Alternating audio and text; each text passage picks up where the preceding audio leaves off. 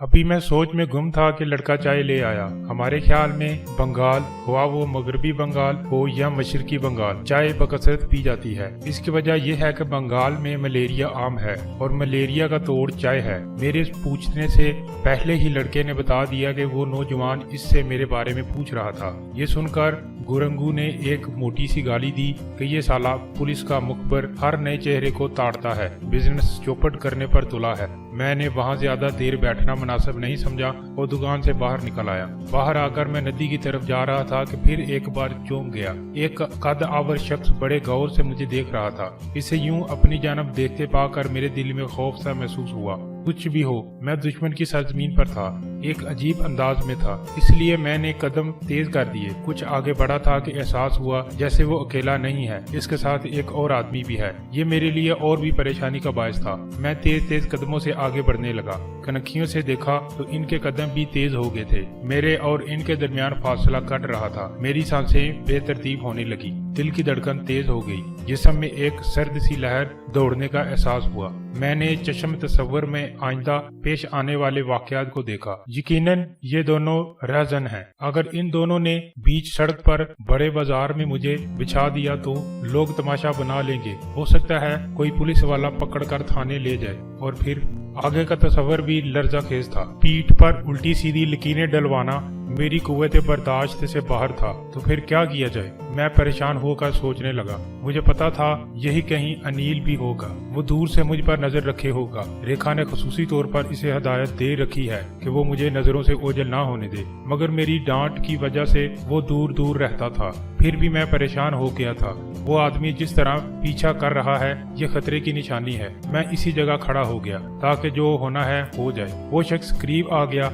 इसके साथ जो दूसरा शख्स था वो आगे बढ़ गया। मैं अपनी बेवकूफी पर हंसने लगा कि ख्वाह मख्वाह मैंने इस आदमी को इसका साथी समझ लिया था। वो शख्स मेरे मुकाबल आ खड़ा हुआ। इसकी तेज नजरें मेरे चेहरे का जायजा ले रही थी। इसकी आंखों में इस्तजाब था। वो हैरत भरी निगाहों से मुझे घूर रहा था। फिर इसने इस्तजाबी लहजे में कहा, आप यहाँ? इस जुमला पर मेरा दिल धड़क उठा। बंगालियों के दरमियान उर्दू बोलने वाला, मैं समझ गया कि ये कोई ऐसा बंदा है जो मेरे माजी से वाकिफ है, बहसीयत पाकिस्तानी जानता है। ये एक खतरनाक बात थी, मुझसे मेरी पनाह छिन सकती थी। अभी मैं कुछ कहता कि वो बोला, आनंद बाबू, आपने तो संसार त्यागने की बात की थी, ब्रह्मचार्य के पालन की बात की थी। इसके सवालिया जुमले ने मेरे अंदर उठती खौफ की लहर को थपकी दी। मैं मुतमिन हो गया कि ये मेरे माजी नहीं हाल का वाकफकार है। मुझे सोच में डूबा देख कर वो बोला, आपने स्वामी जी से वादा किया था आप घर, संसार, मोह, ममता सब से मुंह मोड़ लेंगे, ब्रह्मचार्य का पालन करेंगे। मैंने पहली बार जुबान को हरकत दी।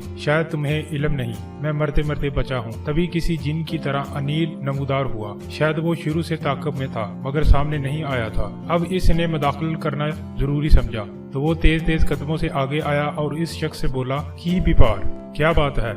इसने उर्दू में कहा। मैं बंगला नहीं जानता, हिंदी में बोले। अनिल ने कहा, इनसे क्या पूछ रहे हो? मैं आनंद बाबू का पुराना मित्र हूँ। अच्छा अच्छा, आइए चाय पीते हैं। इसने बंगाली माशरे के मुताबिक दावत दी। हाँ हाँ, क्यों नहीं, आपकी चाय भी पीऊंगा। आनंद बाबू से बहुत सी बातें करना है। फिर आगे बढ़ते हुए बोला, आनंद बाबू बता रहे थे कि इनके साथ कोई हादसा हुआ है। हाँ, इनके साथ बहुत बड़ा हादसा हुआ है। ये स्टीमर से पानी में गिर गए थे। गिरते वक्त व्हील, पंखे या पतवार से सर टकरा गया था। ये बेहोश होकर पानी पे बहते रहे। मछेरों की नजर पड़ गई और इन लोगों ने निकाल लिया। मछेरे इन्हें ले जा रहे थे कि मैंने देख लिया और घर ले आया। सर की चोट की वजह से ये अपनी याददाश्त खो बैठे। माजी की कोई बात इन्हें याद नहीं। ओह, तब तो ये बहुत बुरा हुआ। 1 माह पहले की बात है। हमारे चलपाई गोड़ी में एक यज्ञ इज्तिमा हुआ था। यज्ञ में प्रवचन तकरीर देने के लिए पटना से स्वामी सत्या आनंद जी महाराज आए थे। इनके प्रवचन सुनकर ये इतने प्रभावित मुतासर हुए कि ब्रह्मचार्य पालन राहबाना जिंदगी करने पर आमादा हो गए। तमाम दोस्तों ने बहुत समझाया, ऊंच नीच समझाई, मगर ये किसी की सुनकर ना दिए। स्वामी जी के आश्रम में जाने की तैयारी कर ली और एक दिन बगैर किसी को कुछ बताए चलपाई गोड़ी से निकल गए। इसकी बात सुनकर कुछ इत्मीनान हुआ। बात समझ में आ गई, ये भी खुदा की कुदरत है कि इसने एक शक्ल के 2 इंसानों को बना दिया, एक तो पाकिस्तान में और दूसरे को हिंदुस्तान में। इन दोनों की इस तरह हम शक्ल बनाया कि बीवी भी धोखा खा गई। 2 रातें गुजर चुकी हैं। और पहचान नहीं पाई। अब मैं इस बात पर शुक्र अदा कर रहा था कि छोलिखा के बहुत करीब नहीं गया, हदूदों की ऊद को नहीं तोड़ा, वरना फंस गया होता। शक्ल मिल रही थी, जिस्म नहीं। कोई न कोई ऐसी निशानी जरूर होती जो बांडा फोड़ देती। वाकई मजहब की पाबंदियां बड़े काम की हैं। अगर मैं मजहब का पाबंद ना होता तो क्या होता। बीवी फिर बीवी होती है, हर मोए तन से आशिना होती है। अगर मैं भी जज्बात का गुलाम होता, शैतान का पैरो होता, हराम हलाल की तमीज ना रखता, तो ऐसी महफूज पनाहगाह कोई देता, या फिर रात में एक कदम भी आगे बढ़ जाता तो वक्त खास में जरूर वो पहचान लेती। फिर मैं होता, इसकी जूती होती, मेरा हशर नशर हो चुका होता। मुझे सोच में गुम देखकर इसने कहा, आनंद बाबू याद कीजिए, मैं हिमांशु हूँ, आपका सबसे करीबी दोस्त। हाँ, मैंने अदाकारी का जौहर दिखाया, ऐसे जैसे कुछ याद करने की कोशिश कर रहा हूँ। जहन पर जोर दीजिए, मैं चाय का व्यापारी हूँ, पूरे मगरबी बंगाल में चाय सप्लाई करता हूँ। वो पुरउम्मीद नजरों से मुझे देख रहा था, ऐसे जैसे मुझे याद दिला कर रहेगा। फिर वो अनिल की तरफ मुड़कर बोला, इत्तेफाक की बात है, मेरी कुछ पुरानी तस्वीर खराब हो रही थी, मैं इन्हें कोलकाता ले जा रहा हूँ ताकि टचिंग करा के दोबारा इन्हें बनवा लूँ। यादगार है ना? अगर वक्त है तो मेरे होटल चले चलिए। एक तो तस्वीर में आनंद बाबू भी हैं, इसे देखकर शायद इन्हें कुछ याद आ जाए। चलिए कहकर वो खड़ा हो गया। किस होटल में ठहरे हैं? होटल स्वास्तिका में ठहरा हूँ, बिल लेने आया हूँ, इसने चाय के पैसे दुकानदार को देते हुए कहा। मगर मुझे एक जरूरी काम है, अनिल ने कहा। ऐसा करें, आप इन्हें कुछ देर के लिए मेरे पास छोड़ दें, फिर आकर ले जाइएगा।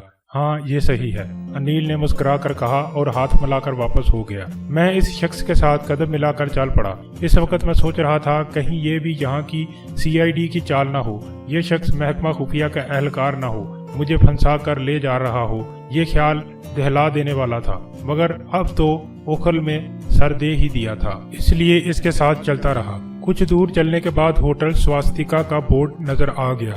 दरमियाने दर्जे का होटल था, मगर इस छोटे इलाके के लिहाज से बहुत बड़ा था। वो मुझे साथ लिए हुए होटल में दाखिल हो गया। सीढ़ियां तय करके कमरा नंबर 210 के सामने पहुंचा। जेब से चाबी निकाली और कमरा खोला। साफ सुथरा कमरा था, एक बेड और टेबल था। टेबल पर सूटकेस रखा था। इसने इंटरकॉम पर चाय लाने को कहा, फिर मुझसे बोला, बैठिए। मैं बेड पर बैठा ही था कि दरवाजा खुला और 2 आदमी दाखिल हुए। अंदर आते ही इन्होंने फुर्ती से दरवाजा बंद किया और पिस्टल निकाल लिए। पिस्टल की नाल उठी हुई थी। एक ने मुझे और दूसरे ने हिमांशु को कवर कर रखा था। आप कौन है? क्या चाहिए? मैंने खौफजदा होने की अदाकारी करते हुए पूछा। इनमें एक पस्ता कद था और दूसरा कदरे मोटा। इसी मोटे वाले ने झिड़कने के अंदाज में कहा, तुम खामोशी से बैठे रहो, तुमसे कोई लेना देना नहीं है।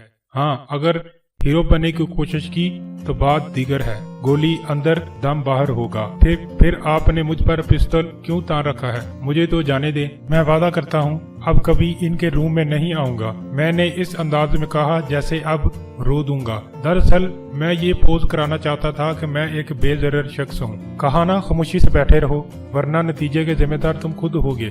फिर इसने हिमांशु की तरफ मुड़कर कहा, क्यों बे, अभी तक खामोशी से बैठा है, फटाफट रुपए निकाल। कौन से रुपए? हिमांशु ने पूछा। हमें मामू समझ रखा है, हम हर तरफ नजर रखते हैं, हम संडेक्ट के लोग हैं। इस शहर में क्या हो रहा है सबकी खबर रखते हैं। आज तुमने गोल्डन जनरल स्टोर और सदर्न नाटी स्टोर से जो पेमेंट ली है वो हमें चाहिए। गुज़िश्ता बार ही कहा था कि यहाँ की आमदनी से हमारा हिस्सा देकर जाओ, मगर तुमने फरार का रास्ता अपनाया, इसीलिए इस बार बतौर जुर्माना पूरी पेमेंट देकर जाना होगा। संडेक्ट का नाम सुनते ही हिमांशु का चेहरा तारीख हो गया। यकीनन ये मुजरिमों का बड़ा ग्रोह होगा। मेरे लिए तो इस वक्त मुजरिम और शरीफ सब बराबर थे, मगर हिमांशु बहुत ज्यादा डर गया था। इसने बिला हिलोहुजत बेड पर पीछे गद्दे को उठाकर नीचे से एक खूब फूला हुआ लिफाफा निकाला और मोटे की तरफ बढ़ाकर बोला, अकाउंट पे चेक तो बैंक में जमा करा चुका हूँ, नकद जो मिला है वो इस लिफाफे में है। सब दोस्तों से गुजारिश है कि मेरे इस चैनल को ज्यादा से ज्यादा लाइक, शेयर और सब्सक्राइब करें।